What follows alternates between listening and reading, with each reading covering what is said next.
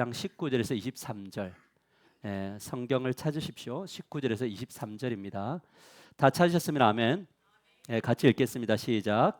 이날 곧 안식구 첫날 저녁 때에 제자들이 유대인들을 두려워하여 모인 곳에 문들을 닫았더니 예수께서 오사 가운데 서서 이르시되 너에게 평강이 있을지어다.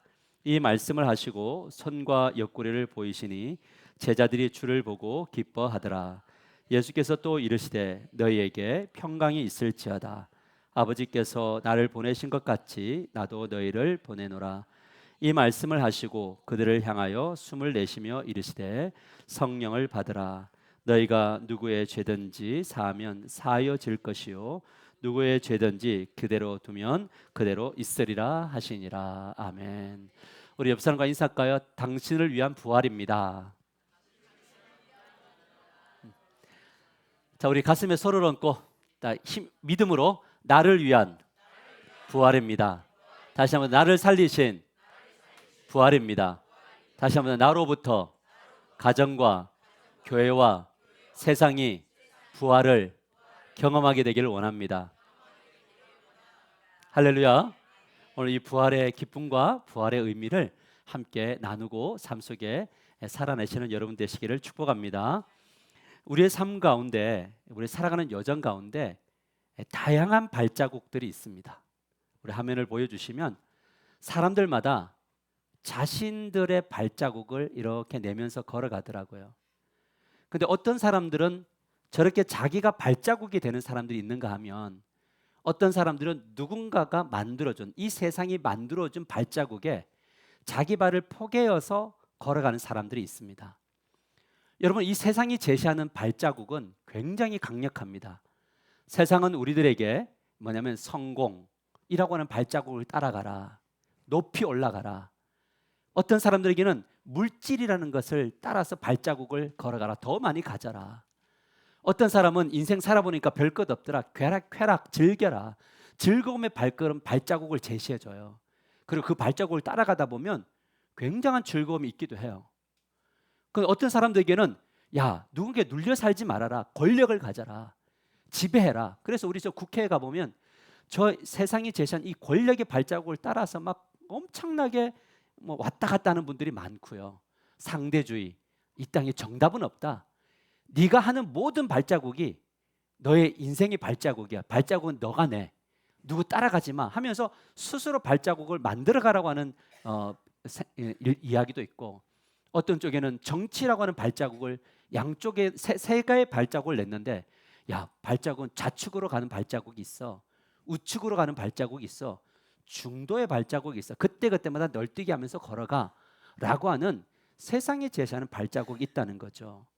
사람들은 다 자기가 옳다고 생각하는 곳에 발을 포개서 다 걸어가더라고요. 문제는 이건 세상 사람들의 이야기인데 우리는 그리스도인인데 우리는 도대체 누구의 발자국에 내 발을 포개야 되는가? 내가 예수를 믿고 내가 내 발자국을 만들면 걸어가야 되는가? 그리고 그 발자국에 주님 발자국 포개서 오십시오 이렇게 해야 되는가? 아니면 주님이 만들어주신 발자국에 내 발을 포갤 것인가? 어느 쪽이에요? 여러분 기도를 한번 보세요. 여러분 기도를 할 때 주님의 그 발자국을 보여주세요. 주님의 발자국을 따라가고 싶어요. 이렇게 기도하나요? 아니면 이것 필요한데 주님 도와주세요. 그렇게 기도하나요? 이렇게 침묵하는 이유는 두 번째겠죠. 주님의 발자국이 어딘가, 주님이 지금 우리들에게 따라오라고 하는 그 발자국은 어떻게 가고 있는가를 발견해야 되는 것, 이게 바로 그리스도인인데, 근데 문제는 뭐냐면 주님의 발자국을 도대체 어디서 볼 수 있는가라는 거예요. 여러분, 목사가 제시하는 발자국이 주님의 발자국인가요? 자, 생각해. 목사가 제시하는 발자국이 주님의 발자국인가요? 많은 부분 그렇죠. 근데 저보다 더 명확한 주님의 발자국, 선명한 발자국은 어디 있느냐? 성경에 있어요. 그러면 성경에 어디 있느냐? 창세기부터 요한계시록까지 사실은 전부 주님의 발자국 이야기예요. 근데 그 중에서 사복음서를 보면 주님이 걸어가셨던 발자국이 너무 선명하게 나와 있는데, 예수님이 성육신하신 발자국, 낮아지심, 그리고 죽기까지 십자가에 가는 그 모든 과정들 속에 주님이 걸어가셨던 발자국들이 선명하게 나와 있습니다. 병든 자를 위한 발자국, 가난한 자를 위한 발자국, 죄인들에게 찾아가서 식탁을 나누며 밥 먹었던 그 발자국. 여러분, 그렇게 그들의 목마름을 다 해결해 주셨던 주님의 그 발자국이 있더라는 거죠. 근데 예수님의 이 발자국은 목마름만 해결해 주셨던 것이 아니라 어디까지? 십자가까지 짊어지시는 발자국. 여러분, 십자가를 걸어갔던 그 발자국을 보면 겟세마네 동산에서 정말 눈물을 흘리며 기도했던 발자국, 채찍에 맞으며 조롱당하며 손에 못 박으며 그 십자가를 다 짊어졌던 발자국, 옆구리에 창이 찔렸던 그 걸음걸음이 그 성경에 있어요. 그리고 마지막 호흡을 거칠게 내쉬면서 다 이루었다. 2000년 후에 태어날 이 하상훈을 바라보며 내가 너를 위하여 다 이루었다. 내가 너를 위한 십자가다. 그렇게 마지막 발걸음을 딱 끝낸 듯 했는데 3일 만에 주님이 다시 살아나셔서 죽으심의 발자국을 뛰어넘는 뭐냐면 생명의 발자국, 부활의 발자국을 다시 자국을 남겨주셨다는 거예요. 그리고 이 예수님의 십자가를 바라보고 부활을 믿는 자들마다 뭘 주냐면 영원한 생명, 에터널 라이프를 우리에게 허락해 주셨다는 거죠. 그래서 이 말씀을 요한복음 3장 16절에 이렇게 말합니다. 우리 같이 나에게 주신 말씀으로 크게, 할렐루야, 크게 읽읍시다. 시작. 하나님이 세상을 이처럼 사랑하사 독생자를 주셨으니 이는 그를 믿는 자마다 멸망하지 않고 영생을 얻게 하려 하심이니라. 할렐루야. 예수님을 믿는 여러분 멸망치 않습니다. 답시다. 나는 예수님으로 망하지 않습니다. 이 땅에서도 천국, 아멘인가요? 죽어서도 천국, 영원한 생명이 주어졌음을 믿으시길 바랍니다. 이것이 주님이 우리들에게 남겨주신 발자국이에요. 그래서 우리는 오늘 밤 죽어도 천국인가요? 이 땅에 사는 날 동안 내주에서 모신 곳 그 어디나 하나님의 나라가 되는 복을 받았음을 믿으시길 바랍니다. 이 확신을 가질 때 우리에게 무엇이 오느냐? 평강이 찾아오게 되는 것. 여러분 영혼과 마음 깊은 곳에 평화가 임하게 되기를 주님의 이름으로 간절히 축복합니다. 그런데 문제는 뭐냐면 예수님이 우리에게 이 평화를 주셨는데 이 평화만 누리며 사는 존재로 이 땅에 남기신 것이 아니다. 자, 여기부터 이제 오늘 좀 심각함이 있습니다. 뭐냐면 우리에게 사명을 주셨다. 그래서 오늘은 예수님이 우리에게 주고 싶어 했던 것이 뭔지, 이것을 받는 자들이 어떻게 사명의 길을 걸을 수 있는지, 우리의 사명은 무엇인지 이 부분을 배우는 부활절이 되기를 주님의 이름으로 간절히 축복합니다. 우리 첫 번째 보면 우리가 나누려고 하는 것은 뭐냐면 발자국을 따라갈 때, 예수님의 발자국을 따라갈 때 예수님은 평안과 기쁨을 주신다. 따라합시다. 평안과 기쁨을 주십니다. 언제 준다고요? 예수님이 걸어가신 발자취를 따라갈 때 평화가 주어져요. 그러면 이 말을 바꿔 말하면 뭐가 되냐면 예수님이 걸어가셨던 그 걸음을 따라가지 않으면 평화가 없다. 그래서 요한복음 20장 19절에 이렇게 말씀합니다. 보세요. 이날에 곧 안식구 첫날 저녁 때에 제자들이 유대인들을 두려워하여 모인 곳에 문을 닫았더니 이렇게 이야기해요. 여러분 지금 어떤 일이 일어나고 있냐면 예수님의 제자들이 유대인들이 무서워서 뭐 했어요? 문고리를 딱 닫고 있어요. 이유가 무엇인가? 이 유대인들이 두 가지를 했어요. 뭐냐면 예수님을 십자가에 못 박아 죽여버렸어요. 그걸 봤어요. 근데 두 번째는 뭐냐면 이 유대인들이 예수님을 따랐던 제자들도 뭐 하겠다고요? 죽이겠다고. 여러분 그러나 이것 때문에 두려웠는데, 그러나 이건 표면적인 거고 실제적인 내면으로 깊이 들어가 보면 뭐가 있었냐면 이들의 내면에 이미 예수님이 죽었다라고 하는 그 절망의 메시지가 자리를 딱 잡아버린 거예요. 왜요? 예수님이 죽은 것을 봤거든. 예수님이 그 동굴에 들어가서 시체가 세마포에 쌓여서 돌이 딱 닫히는 것을 봤거든요. 예수님은 끝이구나. 이제 더 이상 예수님은 나와 함께 할 수 없구나. 예수님이 함께 할 때는 유대인들 아무도 두렵지 않았어요. 예수님이 곁에 계실 때는 두려운 게 없었어요. 그런데 예수님이 무덤으로 들어간 것을 보는 순간 뭐냐면 마음속에 두려움이 싹트기 시작했어요. 예수님이 공생의 기간 동안 했던 이야기가 뭡니까? 그 세 가지를 이야기했는데 뭐냐면 나는 십자가에 죽으러 왔다. 끊임없이 이야기했어요. 나는 십자가에 죽으러 왔어.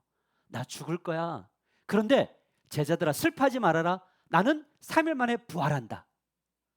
그리고 한마디 더 하셨어요. 갈릴리에서 보자. 여러분 근데 이들이 말씀을 믿었으면 어디로 도망을 가더라도 어디로 가야 돼요? 갈릴리에 가서 있어야죠. 근데 그들이 문고리를 잡고 있어요. 왜 그랬냐면 그들은 이 예수님의 말씀을 믿지 않았기 때문에 그래요. 여러분 오늘 성도들 중에 두려움 속에 가득한 분들이 있을 거예요. 내 육신의 문제로, 경제적인 문제로, 이 막막한 삶의 문제로 두려운 분들이 있을 거예요. 근데 왜 두려울까? 그것 중에는 뭐냐면 기도해도 하나님이 응답을 안 해주시고 주님은 나와는 상관이 없는 분 같이 느껴지고 무엇보다 뭐냐면 말씀이 내 삶 속에 영향력을 끼치지 않을 때 그때 뭐가 찾아오느냐? 두려움이 찾아와서 내 자리에 뭐냐면 안착을 해버린다는 거예요. 그러니까 뭐가 되느냐? 우리 삶 속에 평안과 기쁨이 사라져요. 여러분 우리 하루를 이렇게 잘 돌아보면 저녁에 일기를 쓰고 영성일기를 쓰다 보면 하루 중에 얼마나 이 마음이 널뛰기를 하고 있는지 몰라요.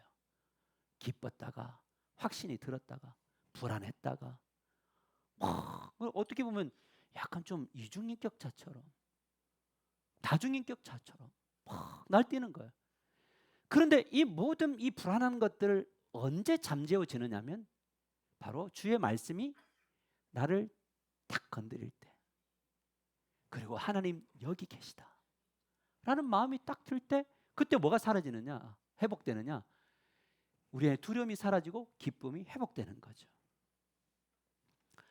여러분 그렇다면 이 우리 내면의 문제가 어떻게 사라지냐면 죽으시고 부활하신 주님이 우리들 가운데 나타나셔서 우리를 만나 주실 때 이 두려움이 다 사라질 줄 믿으시길 바랍니다.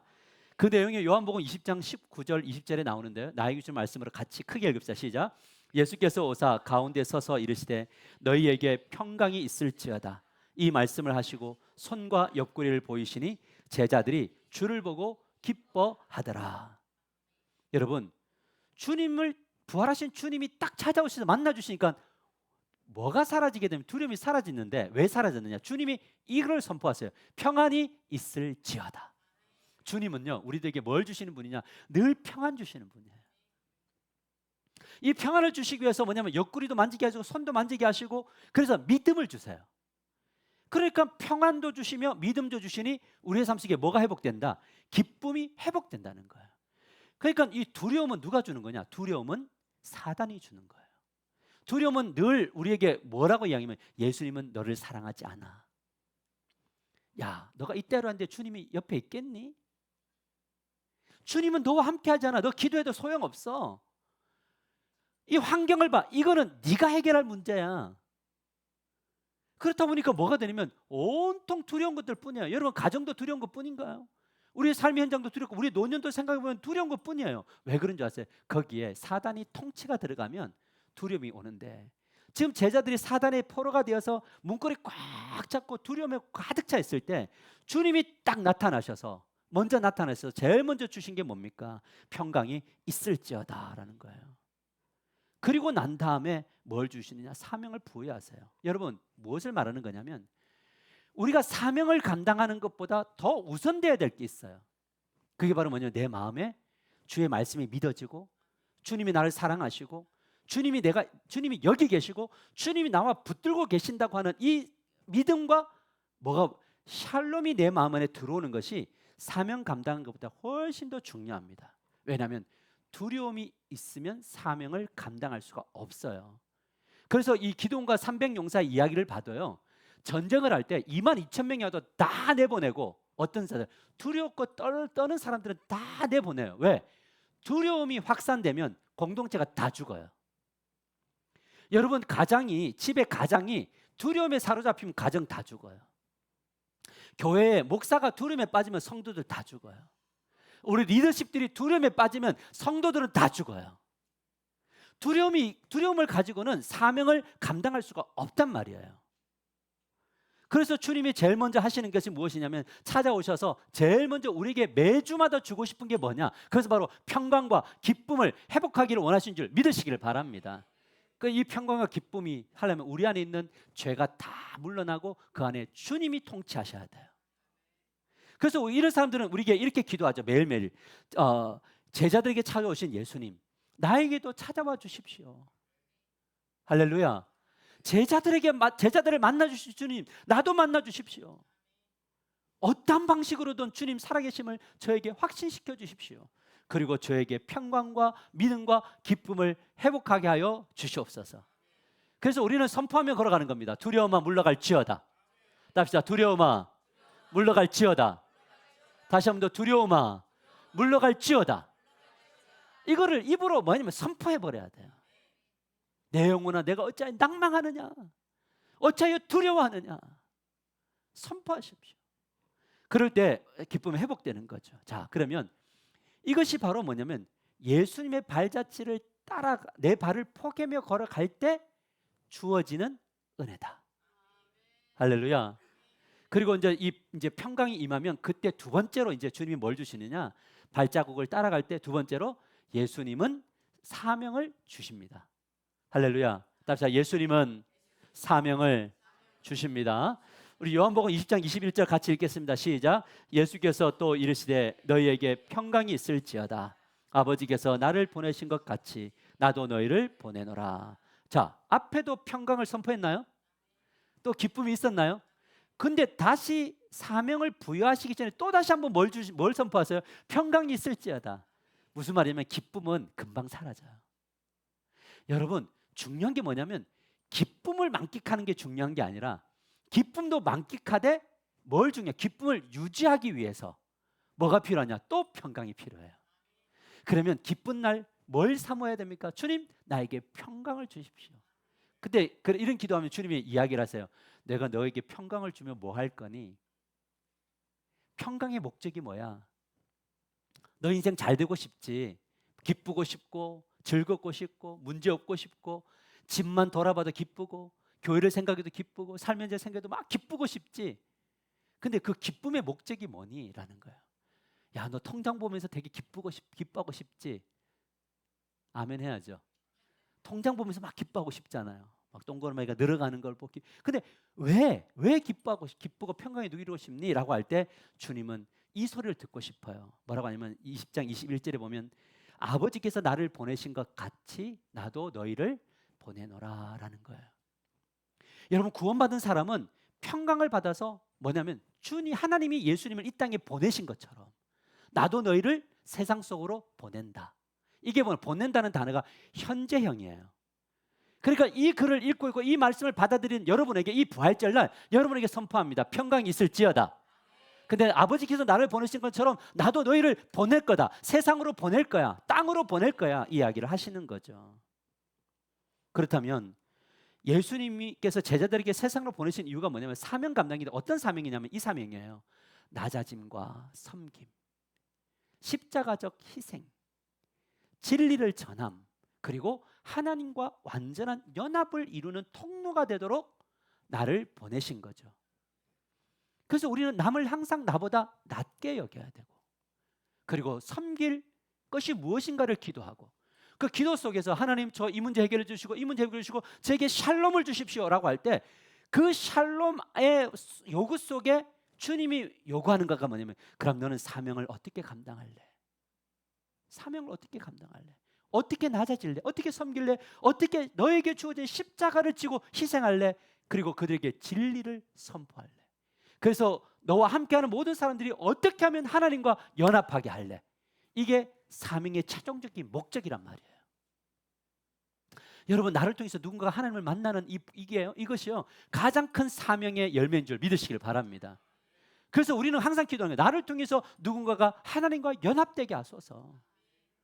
이 사명의 기도를 하면 주님이 뭘 주시냐? 평강도 주시고 능력도 주시고 믿음도 주시고 기쁨도 주시고 회복도 주실 줄 믿으시길 바랍니다. 여러분, 부활은 어떤 의미인가? 부활이란 어떤 주일인가? 제자를 사명자로 바꾸는 주일이다.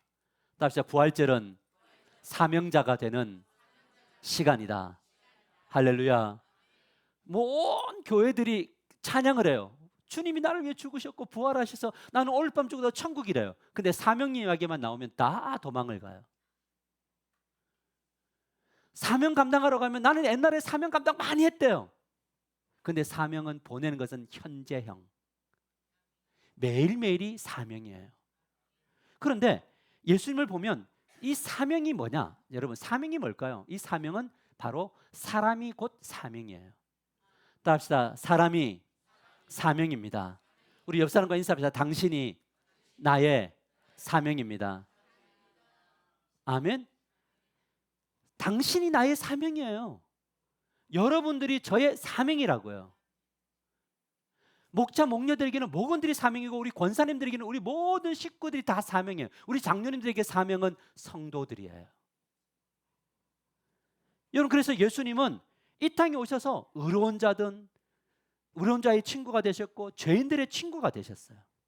우리는 오늘 이 부활절을 경험하면서 결단하셔야 돼요. 좋은 사람들에게만 친구 되는 것이 아니라 나쁜 놈에게도 친구 되기로 결단하시는 부활이 되기를 축복합니다. 할렐루야. 그러니까 내 마음에 딱 합한 사람만 옆에 두지 말고 내하고 정말 안 맞는 인간을 옆에 두기로 결단하셔야 돼요. 다시 옆에 두기로 결단하셔야 돼요. 여러분, 좋은 사람은, 내가 자주 이야기하면 좋은 사람만 친구 삼으면 나쁜 사람은 언제 누구를 통해서 예수님을 만나요? 여러분, 우리 교회에 좀 나쁜 사람 왔으면 좋겠어요. 아니, 왜 아멘 안 돼요? 우리 교회에 나쁜 사람 왔으면 좋겠어요. 여러분, 사람이요, 왜 나쁜 사람 친구를 안 사귀는 줄 아세요? 예수님 당시 때를 돌아보면 똑같아요. 보세요. 나는 내가 누구인가를 평가받으려면 친구가 누군가를 보면 알 수 있죠. 내 수준이 어떤 사람인가를 보려면 내 친구를 보면 알 수 있다는 이야기가 있어요. 이거는 세상 이야기죠. 예수님이 하나님이신데 적어도 친구 삼으려면 아무도 없어요. 그나마 유대인들, 그나마 종교인들, 그나마 신앙 좋은 사람 차지한다면 예수님 이 땅에 오실 이유가 없죠. 근데 사람들은 왜 그 옆에 가지 않았느냐? 똑같이 취급당할까 봐. 근데 이 이야기가 우리들에게도 똑같이 있잖아요. 내가 가끔 예를 들지만 옆에 그 술집이 맞나요? 우리 그 나쁜 성도가 저하고 만나자고 해서 목사님 상담 있습니다 갖고 저기 술 퍼마시고 있는 곳에 날 불렀어요, 전화로. 그러니까 목사가 그걸로 가야 돼요, 말아야 돼요? 다시. 술 퍼마시고 있는 분이 있어요. 인생에 낙이 없어요. 근데 목사님한테 전화 와서 목사님 술 한 잔 먹고 생각이 났어요. 여기서 저 좀 만나주세요. 가야 돼요, 말아야 돼요? 가야죠. 그러면 그 술판에 앉아야 돼요, 안 앉아야 돼요? 자, 앉아야 돼요, 안 앉아야 돼요? 앉아야죠. 그러면 지나가던 김 집사가 저를 보고 뭐라고 이야기할 거예요? 그리고 온 교회 소문이 어떻게 났겠어요? 대낮에 술 퍼마시고 있더라, 나쁜 놈하고. 여러분, 이런 수준에 머무니까 교회가 세상을 이겨 먹을 수가 없잖아요. 예수님의 발자취를 가야 된다고 했잖아요. 늘 자신이 없어요. 나쁜 친구 만나면 나빠질까 봐. 그 정도의 신앙과 영성도 없이 우리가 세상을, 예루살렘, 온 유대, 사마리 땅끝, 주님이 이런 분들에게 능력을 줄 수가 없잖아요. 여러분, 세상 사람들이 우리를 평가하는 게, 그래서 예수님은 유대인들에게 뭐라고 평가하냐면 죄인들의 친구다라고 하는 별명을 붙였어요. 왜? 주님 옆에 다 죄인이니까. 우리 하나교회는 어떤 교회가 돼야 되느냐? 성도들이 어떤 평가를 받느냐? 저 하나교회 성도들은 죄인들의 친구다라는 이야기를 들어야 돼요. 그러니까 교회를 바라보는 욕하는 사람 대부분 나쁜 사람들이거든요. 왜 욕을 하느냐? 나도 저기 가서 섞이고 싶은데 교회가 자기를 안 받아주니까 욕을 하는 거 아니에요? 한번 뒤집어 보세요.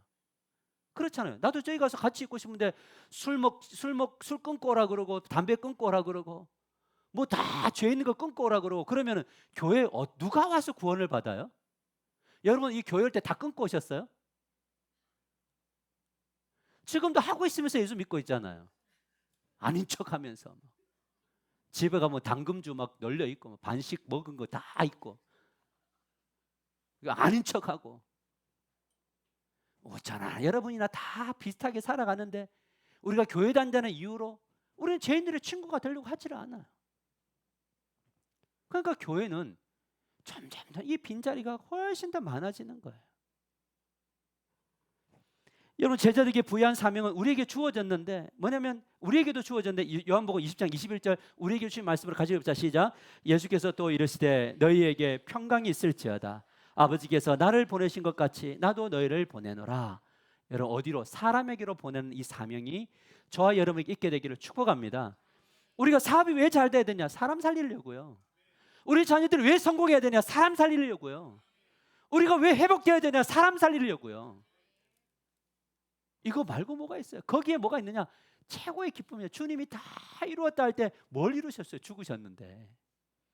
왜 주님이 이 고통을 당하시고 왜 죽으시고 부활하셨을까요? 그것은 사람 살리려고. 그래서 우리의 최고의 가치는 뭐가 되느냐? 사람이 되어야 되겠죠. 그러면 우리의 말 한마디 한마디가 너무 소중한가요? 함부로 말을 할 수 있나요? 왜요? 말은 힘이 있으니까 살리는 말 해야죠. 그러면 이 사명의 첫 번째가 누구냐? 누구를 살려야 되느냐? 그것은 바로 자기 자신을 살려야 된다. 답시다. 나 자신이 사명이다. 여러분 나 자신이 사명이에요. 왜요? 내가 평강해야 되니까. 여러분 내가 평강하지 않으면 옆 사람 평강시킬 수 있나요? 없지요. 그러니까 내가 뭐 해야 된다? 주님께 어쨌든 나를 사명으로 그러면 내가 사명이 되면 나를 아껴야 되나요? 아니 이게 어려운 질문인가요? 내가 나를 아껴야 되느냐? 근데 어떻게 아껴야 되냐면 매일 피부과 원장님 가서 주님 여기 뭐 빼주시고 여기 뭐 그러고 막 리프팅해서 막 올리고 뭐 이거 좋아요. 저도 처지면 할 거예요. 하고 제2의 창조주를 만나서 내 얼굴을 팽팽하게 해야죠. 그런데 맛있는 것도 먹어야 되나요? 몸에 좋은 것도 먹어야 되나요? 이게 죄인가요? 아니에요. 나를 사랑하는 거죠. 근데 더 중요한 게 뭔지 아세요? 영혼에 대한 투자를 안 하잖아요. 영혼이 기아야. 막 몸은 너무 반짝반짝 빛나고 막 럭셔리한데 그 영혼을 딱 판단해 보면 영혼이 빼싹 말라 있는 거예요. 왜 말라 있을까요? 말씀을 안 먹이니까. 영의 양식은 말씀인데 말씀을 안 먹으니까. 이 생명의 호흡은 기도인데 기도를 안 하니까. 그러니까 뭐냐면 말씀 안 먹고 기도 안 하는 사람들은 자기를 학대하는 사람이에요. 옆 사람이 학대하는 게 아니에요. 이 영혼을 피폐하게 만든 건 자기 자신일 수 있어요. 자기 자신이 자신의 영혼을 살찌워야 돼요. 할렐루야. 호흡을 많이 하고 영의 양식을 많이 먹을수록 뭐하냐? 충만한 거죠. 그렇기 때문에 영성 관리 잘해야 되고 감정 관리 잘하게 되고 몸 관리 잘해야 되는 것도 사명이다. 자, 두 번째는 뭐냐면 가정인데 가정은 나를 위한 공간인가요? 서로를 위한 공간인가요? 하나님이 세상을 변화시키기 위해서 세우신 곳이 뭐냐면 가정인데 여러분 이 가정을 통해서 주변의 이웃들이 변화되는 거거든요. 맞아요? 가정이. 그래서 이 가정은 뭐냐면 하나님이 세우신 사명지라고요. 따라서 가정은 사명지입니다. 가정을 사명으로 출발점으로 보고 가족들을 나에게 맡겨주신 영혼으로 생각해야 되는 거죠. 그래서 가정을 의도적으로 세우고 가정을 통해서 교회와 세상으로 나아가야 된다. 배우자는 소중한 동력자이고 자녀는 위탁된 생명이다. 자녀는 뭐라고요? 위탁된 생명이다. 동력자다. 부모는 공경해야 될 대상이다. 이거를 가정 안에서 가르쳐야 돼요.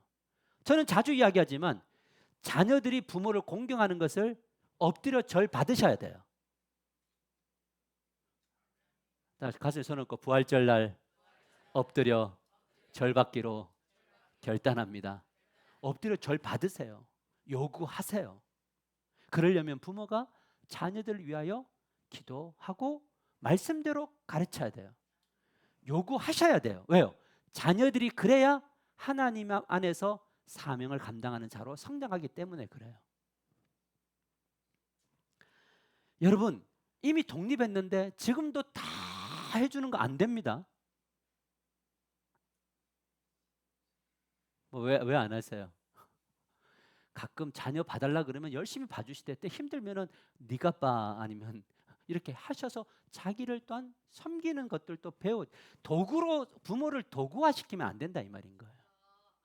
그래서 부모가 도와주면 땡큐가 돼야 돼요. 어머니, 아버지 감사합니다. 이런 자녀들로 키우십시오. 그런 자녀들로 키우세요. 아니 왜 대답 아멘 안 하세요? 못 받아봤어요 감사하다는 말? 당연한 게 아니라는 거예요. 당연한 게 아니다. 이것이 바로 뭐냐면 사명이다라는 거예요. 거기에다가 우리 자녀들 영혼을 사랑하는 법을 배워간다. 셋째는 뭐냐면 교회 성도. 이 부활절날 우리가 준 사명. 교회는 나를 위한 것이 아니다. 따라서 교회는 나만을 위해서 존재하지 않는다. 그래서 성도들이 교회를 선택할 때 항상 어떤 선택을 하면 이 교회가 나에게 도움이 되는가? 애들이 있는 부모들은 우리 아이들을 풀어놓을 수 있는 교회인가? 이 교회를 섬기다가 교회가 조금 이제 아이들이 크고 교회를 애들 뛰어놀 수 있는 공간이 없으면 또 나를 위한 공간, 우리 아이들 위한 공간으로 보내면 안 된다. 왜? 여기서 우리의 사명을 어떻게 감당할 거냐? 우리 교회가 그 교회를 어떻게 갈 거냐? 이거를 우리가 함께 기도하고 우리가 함께 세워서 우리 교회가 사명이니까 이 교회를 통해서 죽어가는 영혼들이 돌아올 수 있도록 어떻게 할까? 이 고민을 해야 된다. 그래서 교회는 두 가지를 해야 되는데 첫째가 뭐냐? 교회는 훈련을 멈추지 말아야 된다는 거예요. 어떤 훈련이냐? 예배하는 훈련, 봉사하는 훈련, 말씀의 훈련, 교제하는 훈련, 섬기의 훈련들을 가르쳐야 된다. 여러분, 우리가 교제를 해보면요, 세상 사람들보다 훨씬 더 촌스러운 교제를 교회가 훨씬 많이 해요. 무슨 이름으로? 믿음이라는 이름으로. 제가 목장 모임에 잘 가지 않는 이유가 뭐냐면, 제가 목장 모임을 가면요, 나도 모르게 저의 은사가 나와요. 가르치는 은사가 있다 보니까 공감을 해줘야 되는데, 아, 그거는 이거고 그건 이거야. 가르치고 있는 거예요. 여러분, 신앙은, 교제는 가르치는 것이 아니고 나누는 거잖아요. 맞아요? 나는 근데 좀 신앙에 직분이 생기고 좀 뭔가 인생을 다 살아보고 이러면 가르치고 싶어지나? 초신자들 있으면 아직까지 몰라서 그래. 다 걸어오면 요만큼 돼. 몰라요. 그래도요. 인생을 걸어가야 되네. 근데 그러면 나는 옛날에 이랬어. 나는 옛날에 이랬어. 누군가가 한번 식사 대접을 한 두세 번 하면 적어도 한 번은 내가 살 수 있는 그 마인드가 있어야 교제가 성립이 되죠. 어떤 한 사람이 계속 사고 그러면 어떻게 돼요? 사고 나죠. 내가 그것까지 적응 못했는데 훌륭해요. 한 사람이 사면 사고가 나죠. 그러니까 뭘 하는 거냐? 우리의 교제와 우리의 성숙됨이라는 건 뭐냐? 장로님이 이렇게 주시면은 감사합니다. 그럼 장로님은 이런 이야기 하지 말라고 하지만 그거는 장로님 몫이고 우리는 우리의 몫을 하는 것이, 이거는 상식인가요? 신앙인가요? 여러분, 상식이 신앙을 이끌어야 돼요? 신앙이 상식을 이끌어야 돼요? 그렇죠. 그러니까 교회에 누군가 왔을 때, 야, 이 교회는 되게 상식적이야. 그런데 상식을 뛰어넘는 일이 일어나네. 막 5번 샀는데도 별로 타격을 안 입네. 뭐지? 라고 하는 그 고민을 하게 하는 교회가 되어야 돼요. 근데 상식적이지 않으니까, 만일에 우리가 우리 예배당을 부지를 주셨는데 그냥 있는 사람 막 그 명도 시켜가지고 내쫓아 보내고 막 동네 사람들 다 보고 이 짐까지 다 해라고 그냥 보내면, 여러분, 세상 사람들이 거기다 교회 세우고 하나님은 세상을 사랑하십니다 이러면은 그게 바로 돌 던지는 거예요. 이것이 바로 교회가 사람을, 그래서 그러나 한 가지 더 훈련이 돼야 되지만 하나 더 뭐냐, 교회는 세상이 필요한 것을 준비해야 된다. 세상 사람들이 고민하는 것을 준비해야 된다. 제가 한 단적인 예를 보면 우리 집 뒤에 보면은 부명 중학교 뒤에 조그만 놀이터가 있어요. 체육 시설도 있고. 근데 거기에 어린이들 놀이터에 뭐가 있냐면 미끄럼틀과 타면 이렇게 돌리면 돌아가는 거 있죠. 타면 잡고 돌아가는 거 하고 미끄럼틀 딱 3개 있는데 아이들이 바글바글한데 그 옆에 부모들이 다 앉아 있어요. 그러면 뭐 하는 거냐? 뭘 보여주는 거냐면, 저는 그 사진을 찍었는데 멀리서, 왜냐하면 아이들이 놀 데가 정말 없구나. 옛날에는 놀 데가 없어서 운동장 가면 다 있었는데 요즘 운동장에 그런 기구들이 없어요. 놀 데가 없구나. 그러면 교회를 생각할 때 우리 아이들이 오고 싶은 교회는 어떤 교회일까? 주일날 여러분, 우리 아이들이 막 주님을 사랑하고 막 눈물이 흘리고 오늘 또 말씀 듣고 싶고 막 찬양 드릴 때 손 들고 이렇게 오는 아이들이 있나요? 다 부모님에게 끌려와서 막 오기 싫은데 막 인생 다 산 것처럼 이래 앉아 있잖아요. 그런 아이들에게 그 아이들의 필요를 채워줄 수 있는 것들을 꿈꾸고 고민하면,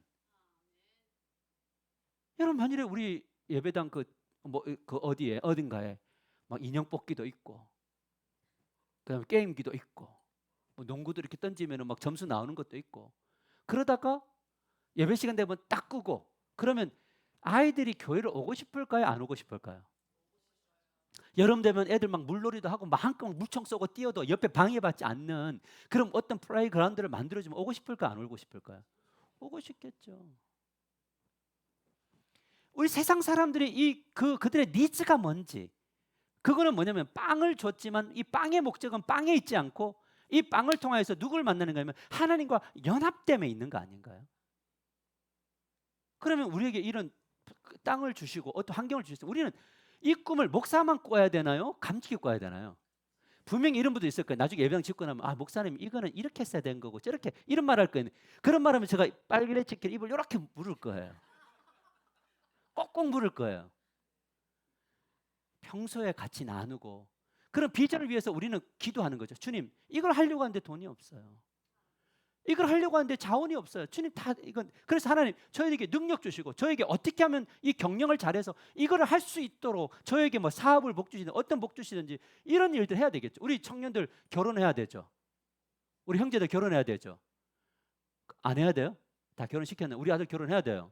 저 뒤에 인구도 결혼해야 되고. 근데 교회 오니까 청년부에 자매가 없네요. 이 수많은 자매들이 다 어디로 갔을까요? 고민해야 되나요? 눈물 흘려야 되나요? 우리 아이들하고 그 이야기 하고 있어요. 연합하자, 다른 교회하고 연합수련회 하자.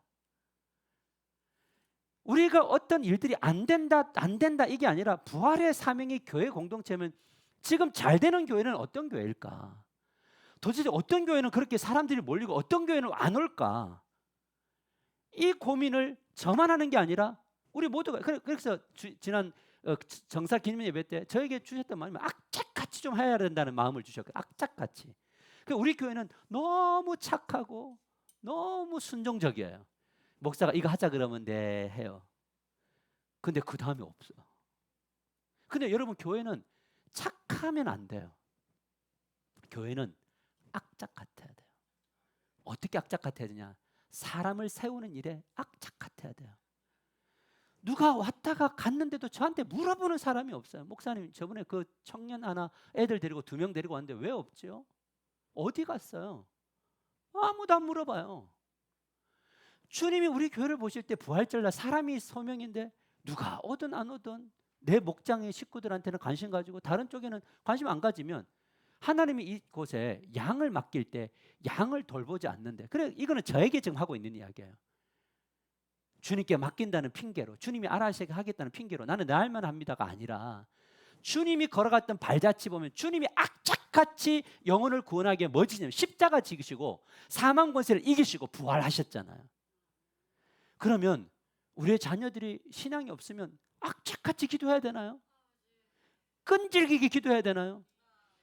우리 누군가가 아프면 끈질기게, 누군가가 힘들면 끈질기게, 누군가가 우리 고3 아이들 있으면 고3 아이들이 있어 끈질기게, 그렇게 기도하는 영성이 이 가운데 회복될 때에 그때 교회 안에 하나님이 뭘 보내주시냐? 사람을 붙여주시는 거죠. 아니, 기도만 늘 하고 뭐 니즈들 이런 거 필요도 않고 훈련도 안 받으려고 하고 이러면은, 어떤 분이 제자 훈련에서 그래도 목사님 전도 훈련을 좀 시켜주시면 좋겠어요. 나 처음 딱 이야기 들었어요. 전도 훈련. 저는 계속 준비하고 마음이 기도하고 있는데 전도 훈련을 시켜달래요. 여러분, 이런 요구가 서로에게 있어요. 목사만 여러분에게 요구하는. 그러니까 교회 생활 속에서 목사는 요구해서 힘들고 여러분 요구 받아서 힘들죠. 그죠? 근데 저는 여러분들이 요구 안 해서 힘들어요. 좀 요구하고 꿈꾸고 이런 일이 있어야 되는데, 넷째는 뭐냐? 세상 사람들이다. 여러분, 세상 사람들을 보니까 요즘에는 지난주에 나눈 것처럼 그 X세대, 밀레니엄 세대, G세대, 알파 세대가 있다 보니까 도대체 옛날에 우리 어렸을 때는 어른들하고 연합이 됐나요? 연합이 돼서 교회에서 막 어른들하고 노는 게 너무 즐거웠거든요. 근데 요즘 아이들 우리하고 노는 게 즐거울까요? 안 즐거워. 더군다나 우리는 나이가 더 많이 들어가는 교회로 지금 점점 변하고 있는데 아이들이 즐겁겠냐고. 이런데 30대 40대들이 와서 즐겁게, 그러니까 이런 시대 속에 있는데, 그러면 이 즐거워하지 않는 이 시대, 너무나 이 세대가 이념이 갈라지고 사고가 갈라진 이 시대에 포기해야 되나요? 아니요. 여러분, 우리 윷놀이 할 때 아이들이 적극적이에요? 어른들이 적극적이에요? 다 적극적이에요. 근데 아이들이 우리들하고 놀아도 이런 문화를 충분히 교회가 만들 수가 있고, 그 안에서 공동체가 뭔지, 할머니 할아버지가 없는 이 핵가족 시대에 할머니 할아버지를 교회에서 만나는 이 사랑을 느낄 수 있는 공동체, 지금도 여전히 가능한가요? 예, 가능해요. 저는 우리 그런 교회가 되기를 축복합니다. 이번에 토요일 날 전도사님이 저에게 와서 이런 요구를 하더라고요. 목사님, 우리 5월 달에 가정의 달에 우리 주일학교가 헌신 예배를 드렸으면 좋겠대요. 근데 주일학교 헌신 예배 때 사회를 누가 봐요? 선생님이, 아이들이. 찬양인들 누가 할까요? 그러면 이 헌신 예배는 온 교회의 축제가 돼야 될까요? 막 그냥 박수 쳐주고 환호해주고 아멘해주고 이런 일들이 이 연합된 공동체에 이루어질 때에 그러한 문화가 우리 교회 문화가 되면 우리 아이들이 주체가 되고 아이들이 이끄는 리더십으로 이 교회에서 리더십을 배워야죠. 아이들이 그거 뭐 어쩌라고 이게 아니라, 아, 이런 인생을 이렇게 살아야 되겠구나. 그거를 삶으로 보여주는 교회가 될 때 이 세상에게도 희망의 지표가 될 수 있는 교회가 될 줄 믿습니다. 저는요, 그 예배당을 놓고 예전에 기도할 때, 내려놨었지만 내 기도할 때 어떤 기도냐면, 하나님, 제발 우리 교회가 걸어가는 사람들에게 보이는 교회가 좀 되게 해주세요. 7층에 있으니까 보여요, 안 보여요? 요즘 사람들이 하늘 보고 사는데 땅 보고 다 다니니까 7층은 안 보여. 그래서 그나마 드는 게 요 정도 각도인데, 근데 우리 지금 주신 예배당 쪽은 그냥 차가 지나가면서 그냥 입구가 무조건 다 보이고 예배 다 보이면 거기에 우리가 움직이는 교회, 당신들을 위해서 우리는 준비된 교회입니다. 우리가 당신으로 갑니다라고 하는 그 모든 꿈을 꾸고 우리가 함께 기도하고 나아가는, 그게 저기에 주님 저가 여기 있습니다. 저를 사용해 주십시오라고 하는 그 기도하는 300용사들이 필요하단 말이에요. 여러분, 제가 있잖아요. 요즘에 어떤 생각이 드냐면, 하나님, 이거 저 것도 아닌데 다 저 거 되나요, 저거? 저 거예요? 하나님, 저 것도 아닌데 나는 왜 혼자 고민하고, 나는 왜 혼자 저기 가서 눈물 흘리고 저기 가서 막 하면서, 주님 이거 지금 또 어떻게 또 그런 기도해요. 하나님, 왜 나는 뭔가 시작하려고 할 때마다 최고의 위기입니까? 이거 할 때도 코로나 빡 터진 날, 이제 하려고 하니까 지금 뭐 전쟁 터지고 막 유가 오르고 뭐 난리 버거지가 될 이 날에 도대체 어떻게 하라고? 어떻게 하라고? 내 것도 아닌데 주님. 주님 솔직하게 주님 고백합니다. 저만 두렵습니까? 우리 가족도 두려울 거고 확 두려운데 이걸 도대체 어떻게 하라는 겁니까? 그런데 이것을 왜 하느냐? 이유는 딱 하나밖에 없어요, 여러분. 여러분, 사람들이 1000명 모이면 저 막 재산이 막 늘어나나요? 10,000명 모이면 전부 다 내 거 되나요? 아닌데 왜 나는 이 목사로 부름을 받아서 이 모든 것들을 짊어지고 가야 됩니까? 라는 기도가 고백이 나올 때가 있더란 말이에요. 근데 목적은 딱 하나예요. 뭐냐? 목적은 세상 사람들을 구원하기 위해 내가 왔던 것처럼 너도 그 인생을 걸어가야 돼라는 거잖아요. 근데 이거는 오늘 너에게만 준 사명이 아니라 우리 하나교회 모두에게 준 사명이다. 힘겹고 어려우면 도망갈 생각이 아니라, 힘겹고 어려우면 내가 뭔가를 못하니까 미안해서 물러나는 게 아니라, 힘겹고 어려우니까 어쨌든 목회자 옆에서 붙어서 뭐라도 하나 같이 할까. 그렇게 뭔가 우리가 주님의 부활에 합당한 목적, 사람이 목적이니까 그 목적을 위해서 내가 무엇을 할까라고 하는 그 기도를 하면서 걸어가야 우리에게 주어진 부활이 진정한 부활이 될 수 있는 거죠. 먼 훗날 우리가 주님을 만날 때 너 뭐 하다 왔느냐 할 때, 주님 수연동 뭐 이거 다 필요 없어요. 뭐 하다 왔느냐, 주님 그 수연동을 주님이 일으키셨고 우리를 통해서 다음 세대 아이들이 세워졌고, 우리가 기도하고 꿈꿨던 것은 아이들이 어떻게 뛰어놀 수 있는 공간일까, 우리 노인 세대들이 어떻게 이곳에서 행복하게 주중에도 행복한 시간을 보낼 수 있을까라고 하는 거. 여러분, 만일에 생각해 보십시오. 만일에 그 농지를 하나님이 대주로 변화시켜 주셨다면 뭐 할까요? 저는 게이트볼 이런 거 어르신들 주중에 와서 쓸 수 있는 그런 것들 하면 얼마나 할렐루야 아니에요? 그러니까 우리가 꿈꾸는 것들 안에는 뭐가 있느냐? 목사님이 왜 저러냐가 아니라 부활은 사람이 목표니까 우리 교회가 저 세울 때 우리는 우리의 능력으로 그래서 할렐루야가 뭐냐면 우리의 능력으로 안 돼서 할렐루야더라고요. 왜요? 그러니까 나는 또 주님 또 바라보고 의존하고 이런 생각 저런 생각하면서 간다라는 거죠. 말씀을 맺으러 갑니다. 사랑하는 성도 여러분, 사명은 경주 마라톤과 같아요. 사명은 끊임없이 페이스를 유지하고 가는 실력이 필요해요. 작은 것부터 첫 걸음을 걸어가게 되는데, 그러나 한 가지 분명한 것은 뭐냐? 이 평강과 믿음과 기쁨과 이 사명감을 유지하기 위해서는 우리의 결심으로는 절대 안 된다라는 거예요. 무엇이 필요하냐? 그래서 하나님 우리에게 주님이 마지막으로 숨을 내쉬며 우리에게 주신 선물이 하나 있는데 그것이 바로 요한복음 20장 22절에 있습니다. 같이 한번 읽어볼까요?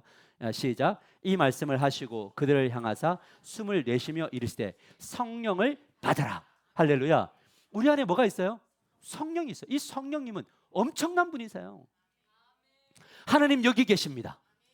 성령님 이름을 부르는 성령 하나님. 성령 하나님 말씀을 도구로 내 면에 역사해 주세요. 그래서 이 예배를 마치고 기도할 때는 이 주일 말씀이 나를 막 그래서 주일 말씀을 월요일 날 한 번 더 듣고 목요일 날 또 한 번 더 듣고 그래서 그 말씀에서 성령이 나에게 역사하기를 계속 기도할 때 하나님의 사랑을 깨닫고 우리에게 주신 그 행해야 될 일들을 발견되면서 한 사람 한 사람들이 생각나는 거예요. 여러분 사명은 그렇다고요. 각자의 눈에 보이는 게 사명이에요. 아멘. 주일날 내 눈에 보이는 사람이 사명이고 우리 교회에게 필요한 것들 내 눈에 보이면 그것이 사명이란 말이에요. 그 길 따라 걸어갈 때에 뭐냐면 하나님 나의 능력으로 할 수 없으니 성령님 역사해달라고 간절히 기도할 때 성령의 충만함이 나의 무릎을 일으키고 나의 생각을 바꾸고 나의 마음을 바꾸며 나의 의지를 바꿔서 주님 원하시는 그 길로 걸어가게 될 줄 믿으시기를 바랍니다. 그래서 우리가 우리 부활절을 통해서 주님의 발걸음을 배우기로 결단하고 그 발에 내 발을 포개십시다. 그렇게 걸어가다 보면 어느 날 내가 나란히 주님과 함께 동행하게 돼요. 그런 실력자가 되기를 주님의 이름으로 축복합니다. 우리 가슴에 손을 얹고 기도합시다.